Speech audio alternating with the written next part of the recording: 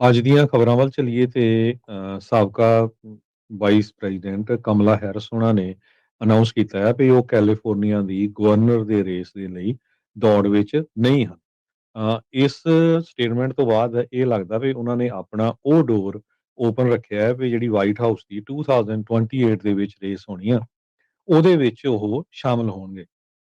ਬਹੁਤ ਜ਼ਿਆਦਾ ਜਿਹੜਾ ਪ੍ਰੈਸ਼ਰ ਸੀ ਕਮਲਾ ਹੈਰਿਸ ਹੋਣਾ ਤੇ, ਕਿਉਂਕਿ ਸਾਰੇ ਹੀ ਸੋਚ ਰਹੇ ਸੀ ਵੀ ਜੇ ਕਮਲਾ ਹੈਰਿਸ ਹੋਣੀ as a governor candidate run ਕਰਦੇ ਆ ਤੇ ਉਹਨਾਂ ਦੇ ਬਹੁਤ ਜ਼ਿਆਦਾ ਚਾਂਸ ਆ ਵੀ ਉਹ ਖੁਦ ਜਿਹੜਾ ਆ ਉਹ ਗਵਰਨਰ ਦੀ ਸੀਟ ਨੂੰ ਜਿੱਤ ਜਾਣਗੇ।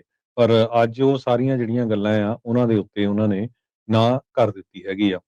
ਕਮਲਾ ਹੈਰਿਸ ਦਾ ਜਨਮ ਓਕਲੈਂਡ 'ਚ ਹੋਇਆ ਸੀ। ਉਹਨੇ ਸੈਨ ਫਰਾਂਸਿਸਕੋ ਦੇ ਡਿਸਟ੍ਰਿਕਟ ਅਟਾਰਨੀ ਤੋਂ ਲੈ ਕੇ ਕੈਲੀਫੋਰਨੀਆ ਦੇ ਅਟਾਰਨੀ ਜਨਰਲ ਤੇ ਫਿਰ ਵਾਸ਼ਿੰਗਟਨ ਦੇ ਵਿੱਚ ਐਜ਼ ਏ ਸੈਨੇਟਰ ਵੀ ਰਹੇ ਆ ਤੇ ਉਸ ਤੋਂ ਬਾਅਦ ਫਿਰ ਉਹ ਐਜ਼ ਏ ਵਾਈਸ ਪ੍ਰੈਜ਼ੀਡੈਂਟ ਜੋ ਬਾਈਡਨ ਹੋਣਾ ਦੇ ਨਾਲ ਰਹੇ ਹੈਗੇ ਆ।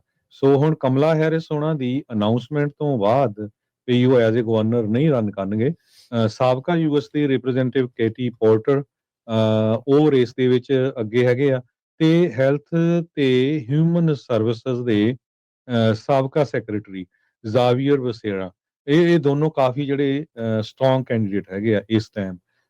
ਤੇ ਕੈਪੀਟਲ ਪੋਲ ਨੇ ਪਿੱਛੇ ਜਿਹੇ ਜੋ ਸਰਵੇ ਕੀਤਾ ਸੀ ਉਹਦੇ ਵਿੱਚ ਇਹ ਸੀ ਵੀ ਕਮਲਾ ਹੈਰਿਸ ਨੂੰ 23% ਜ਼ਿਆਦਾ ਵੋਟਾਂ ਮਿਲ ਰਹੀਆਂ ਸੀਆਂ ਜੌਨ ਕਾਕਸ ਜੋ ਰਿਪਬਲਿਕਨ ਹੈਗੇ ਉਹਨਾਂ ਨਾਲੋਂ।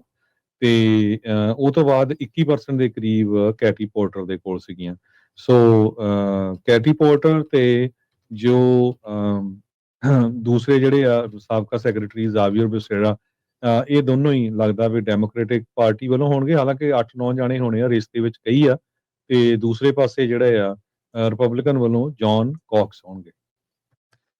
ਜੀ ਬਿਲਕੁਲ। ਸੋ ਇਸ ਵਾਰੀ ਕਿਤੇ ਨਾ ਕਿਤੇ ਜਿਹੜੀ ਹਰਜੋਤ ਸਿੰਘ ਜੀ ਆਪਾਂ ਜੇ ਦੇਖਿਆ ਜਾਵੇ ਤਾਂ ਇਹ ਚੀਜ਼ ਜਿਹੜੀ ਉਹ ਚੱਲ ਰਹੀ ਆ ਵੀ ਖਾਲੀ ਜੀ ਲੱਗ ਰਹੀ ਆ ਇਸ ਟਾਈਮ। ਕੋਈ ਏਡਾ ਤਕੜਾ ਜਿਹੜਾ ਲੀਡਰ ਆ ਉਹ ਸਮਝ ਲੋਕਾਂ ਦੇ ਨਜ਼ਰਾਂ ਦੇ ਵਿੱਚ ਮੋਹਰੇ ਜਿਹੜਾ ਉਹ ਨਹੀਂ ਹੈਗਾ। ਸੋ ਗੈਵਿਨ ਨਿਊਸਮ ਉਹ ਟਰਮ ਆਊਟ ਜਿਹੜਾ ਉਹ ਹੋ ਰਹੇ ਨੇ ਤੇ ਇਹ ਹੁਣ ਦੇਖੋ ਕੀ ਹੁੰਦਾ। ਕੇਟੀ ਪੋਰਟਰ ਨੇ ਬਹੁਤ ਜ਼ੋਰ ਲਾਇਆ ਹੈ। ਉਹ ਪਹਿਲਾਂ ਸੈਨੇਟਰ ਦੇ ਲਈ ਹੋਰ ਵੀ ਬਹੁਤ ਕੁਛ ਜਿਹੜਾ ਉਸਦੇ ਲਈ ਉਹ ਰਨ ਕਰ ਚੁੱਕੇ ਆ। ਅਸੈਂਬਲੀ ਮੈਂਬਰ ਉਹ ਪਹਿਲਾਂ ਰਹਿ ਚੁੱਕੇ ਹੈਗੇ ਆ। ਸੋ ਜਿਹੜੀ ਅਲੀਨਾ ਕਲੋਨਿਕਸ ਜਿਹੜੇ ਹੈਗੇ ਨੇ ਇਸ ਟਾਈਮ ਲਿeutenant ਗਵਰਨਰ, ਉਹਨਾਂ ਦਾ ਨਾਮ ਇੰਨਾ ਜ਼ਿਆਦਾ ਨਹੀਂ ਸੁਣੀਦਾ ਪਰ ਲੱਗਦਾ ਵੀ ਉਹ ਵੀ ਟਰਾਈ ਜਿਹੜਾ ਉਹ ਕਰ ਸਕਦੇ ਆ।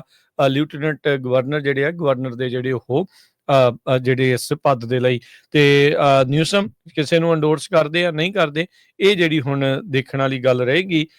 ਸੋ ਕੀ ਰਿਪਬਲਿਕਨਸ ਦੇ ਕੋਲ ਇੱਕ ਵਧੀਆ ਮੌਕਾ ਹੋਊਗਾ ਇਸ ਵਾਰ ਜਿਹੜੀ ਇਸ ਫੀਲਡ ਦੇ ਵਿੱਚ ਆਪਣੇ ਦੁਆਰਾ ਜਿਹੜੇ ਇਸ ਟਾਈਮ ਜੋ ਕੈਂਡੀਡੇਟਸ ਆ ਉਤਾਰਨ ਦੇ ਲਈ।